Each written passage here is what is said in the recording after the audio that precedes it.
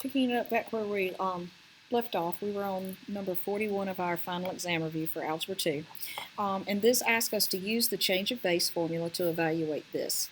Remember, change of base means log of the larger font number. It doesn't mean it has a larger numeric value.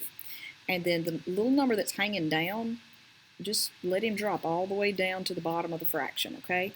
And so you either do ln of the top and ln of the bottom, or you do log. So either one of these that you want to do works. Just don't mix the ln and the log. Oops, that's supposed to be 6, my bad. So be careful how we type it, okay? We want to be real careful. Clear this out. And I'm just going to go with log. Log of, let's see here, that was 41. Now, because I tend to forget things, I actually hit that enter. And I went ahead, and I'm not trying to do it all at once. Then I'm going to hit divided by, and so you see how it turns it into answer. I like that. So with the answer divided by, let's see here, log 6.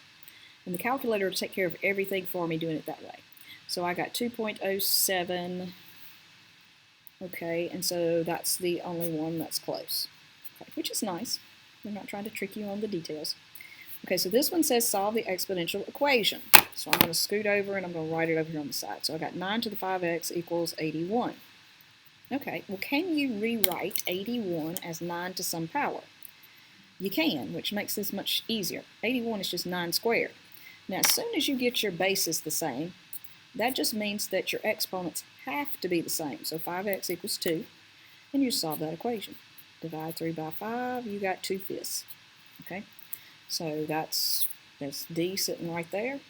Put D in the blank, and I can move on. Okay, next part, we want to write this as a single natural logarithm. And oh my word, did they make a mess out of this. Let's just see. Again, I haven't worked this yet, so yeah, I did not know that this fonts became so bizarre. But I think we can handle everything.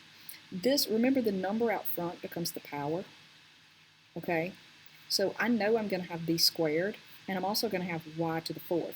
Subtraction turns into division. So I'm going to have an ln out front, b squared divided by y to the 4th. Okay, do they have that? Yes, they do. So in all, you don't even need these wild, crazy things. If it had been plus, then we would need the multiplied one. But because it was minus, we needed the division one, okay? So that was D. All right, so let's look at 44. It says, let's solve ln of 4x minus 4 equals 4. And it actually said round to the nearest thousandth. So we know we're going to end up with some crazy decimals here. Now, what you are going to learn soon is how to solve logarithmic and exponential functions, or equations.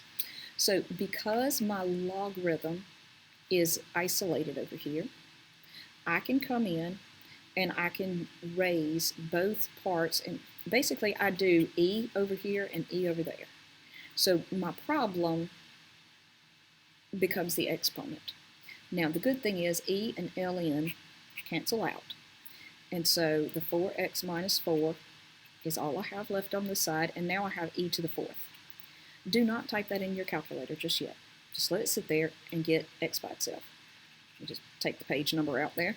So I'm going to move the 4 over, so that's 4 plus e to the 4th. There's lots of 4's here. And I'm going to divide both sides by 4. Okay, so that's what I have. I need to type this in.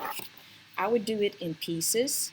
So I would purposely do, let's see here, 4 plus, and then I'm going to do my little e. I had to hit second ln, and then I'm going to raise it to the 4th.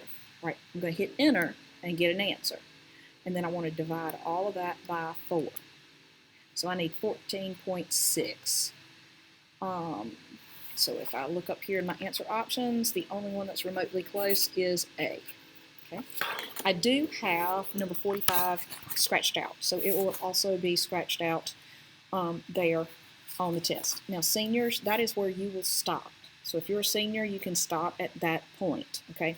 If you're a junior, you're going to keep going, because we're going to continue to learn things after the seniors are done. So this one says, number 46 says, the graph of the function is a translation of 4 over x. which is an equation for the function. Now, you're supposed to be looking at this and saying, oh, yeah, if you notice your vertical asymptote is over here at -1. Remember, that's what affects the bottom. So that means that the bottom has got to be equal to a -1.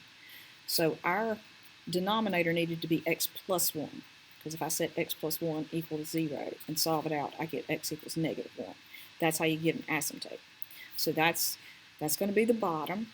And then this says, let's see here. I've got to go up 1, 2, 3. Oh, that's a 6. That's a 4, 5, 6. Yes, I got to go up 6. Now, they've got them all in this form, so that actually makes it easier. Remember we did x minus h squared plus k, and vertex was hk. Change the sign, keep the sign. Okay, we just changed the sign for this part. Keep the sign is right there. It's got to be d, okay? That's the easy way around it.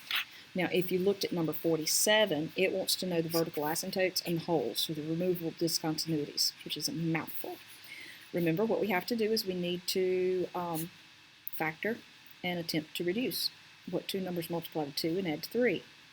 That'd be 2 and 1. Signs are the same, both plus. Nothing reduces.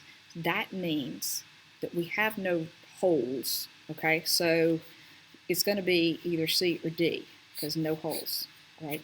The asymptotes, we have 2 of them. We have an asymptote at -2, and we have an asymptote at -1. So we need the answer that says 2 asymptotes. Okay. Alrighty. Let's go on to number 48. Number 48 asks you to graph it. Guys, you have a graphing calculator. If you miss this, this isn't my fault. Okay? You can type this in a graphing calculator and just move on with it. Okay? So don't think that this is something terrible. You could set the denominator equal to 0 and solve it. That's going to be your vertical asymptote, so 4/5. So your vertical asymptote should be on the right side of the y-axis. So this one is, if I can see well enough, yes, this one is, and obviously I need my glasses on. This one, the vertical asymptote, is over on the left, oh, excuse me, and it's too far over. And this one is, again, over on the left and way too far over, okay. So that's not going to help at all. So we just basically need to know between the two of these which one it will be. All right. You could easily just put a number in and try it. You could try something like, I don't know, try 2. If you put 2 in there, that's 2 plus 4. And then in the bottom, you're going to have 5 times 2 minus 4. Okay, well, 2 plus 4 is 6. And then that's going to be 10 minus 4 is 6. Oh, that actually came out lovely. So I need the point 2, 1 on my graph. So if I come over 2, boop, boop, 1, oh, that's perfect. And over here it is not. So it's got to be this guy. So, oh, there's a C. Okay. Again, you can type it in your graphing calculator, right? Okay, this one's the simplest form. That means that you can reduce as is or you can multiply. Now, I have learned that kids like to multiply for some crazy reason. So 3 times 6 is 18, and that would be a squared b to the third, all over 3 times 2 is 6, and that would be a to the fourth, b to the second. So when you come through and reduce, that gives me a 3 up top. My a's reduce, and that leaves 2 in the bottom. My b's reduce, and that leaves 1 in the top. So I need a 3b over a squared, and that's it. Don't worry about the rest of it. That's just saying that neither one of your variables is allowed to be 0 because we can't divide by 0. Okay. Don't let that bother you. Okay, 50. It's multiplication. So your job is to factor and reduce. Let's see here. I have w squared, and that's just going to be w plus 4, so we can't do anything with that one. But here, what two numbers multiply to 8 and subtract to 2? Well, that'd be 4 and 2. Signs are different. Big one is plus. All right, now when I look at the bottom, oh, they both have a w. So let's pull a w out, and that leaves me a w minus 2. And once you have it factored, start looking for matches. It just has to have one up top and one in the bottom. So I got a W plus 4 and a W plus 4. I have a W minus 2, W minus 2. So that leaves me 2 W's up top and 1 W in the bottom. So one of those can cancel, and that just leaves me with that W.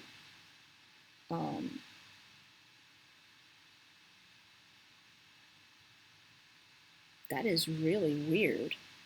I'll be honest. They didn't reduce it all the way. And that's just kind of weirding me out a little bit here. That's very interesting. Well, this one, I'm trying to figure out how in the world you pick an answer. Do you see that this one, that's the same thing, that's just a 1? We didn't get a 1, we got a W. This one, same thing. They reduce and get a 1. We don't have a 1.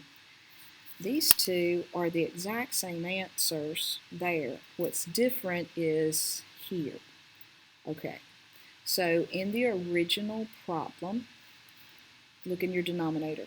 We weren't allowed to have -4. We're not allowed to have 0, nor are we allowed to have 2. So it's this answer. That I'm going to have to think about, because that was a weird way of doing that problem. Why they would do it like that, I don't know. Okay, let's try, well, I'll tell you what, we're going to stop there just because that's where we've been stopping. And there's only, let's see here, it goes through 55, okay? So there's only 5 more, and we'll wrap that up rather quickly.